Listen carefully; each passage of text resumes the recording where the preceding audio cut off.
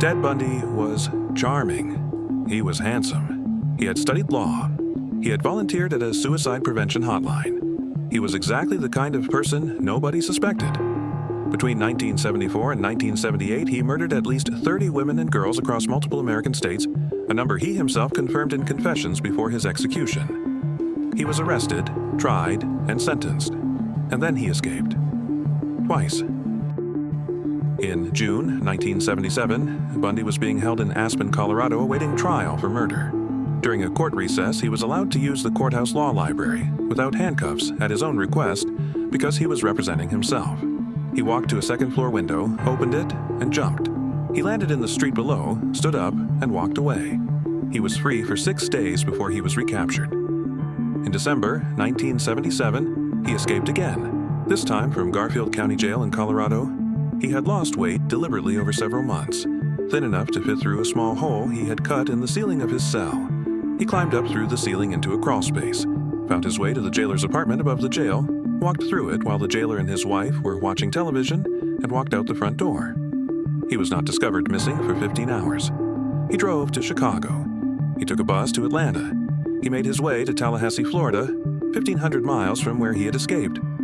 He rented a room near the Florida State University campus under a false name. He had been free for weeks. Nobody knew where he was. And on January 15, 1978, he entered the Chi Omega sorority house on the FSU campus. In less than 15 minutes, he attacked 4 women. 2 of them did not survive. 25 days later, on February 9, 1978, he abducted 12-year-old Kimberly Leach from her school in Lake City, Florida. She was the youngest of his confirmed victims. On February 15th, 6 days after Kimberly disappeared, a police officer in Pensacola named David Lee ran a routine check on a Volkswagen Beetle being driven erratically in the early hours of the morning. He had no idea who the driver was. He pulled the car over. The driver gave a false name. Then he ran. Officer Lee caught him after a short struggle on the ground. That was how Ted Bundy was finally stopped. Ted Bundy was tried, convicted, and sentenced to death. On the morning of January 24, 1989, in the hours before his execution, he gave a series of interviews in which he confessed to murders across multiple states, telling investigators the locations of victims who had never been found. He was trying to trade confessions for more time. It did not work. He was executed at Florida State Prison at 7 in the morning. Outside the prison, people cheered. Ann Rule had worked with Ted Bundy at a Seattle suicide hotline in the early 1970s. She described him as kind, gentle, and genuinely caring with callers in distress.